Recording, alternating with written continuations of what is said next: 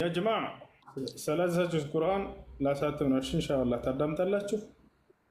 ዛሬ ዱባይ ላይ ታላቅ ስቱዲዮ ባለቤት ተገናኝቼ ነበረ። 30 ጁዝ ቁርአን ሪከርድ ይደረግልሃል ኢንሻአላህ። በተለያየ ድምጽ አብዛኛውን የምቀራው ሳውዲ በተወዳደርኩበት በዛ በልጅነት ድምጽ ነው። ኢንሻአላህ ታሪካዊ ሙሉ 30 ጁዝ ቀርጸን እናልፋለን። አላህ ስብሐነሁ ወተዓላ ከእርሱ ዘንድ ተቀባይነት ያለው ስራ ይለግሰን።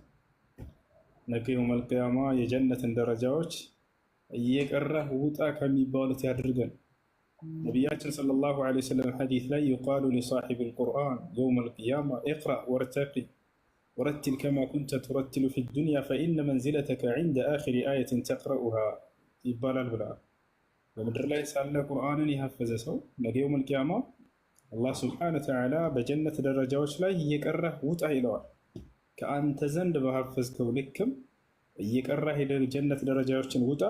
የምትወጣ የአንተ ደረጃ ከዛ መጨረሻ ላይ ከአንተ ዘንድ በሐፈዝከው ልክ ነው ይባላል። ከዚያ በታች ያለው እንዳለ የወጣ ሁሉ ግዛቱ የእርሱ ብቻ ይሆናል።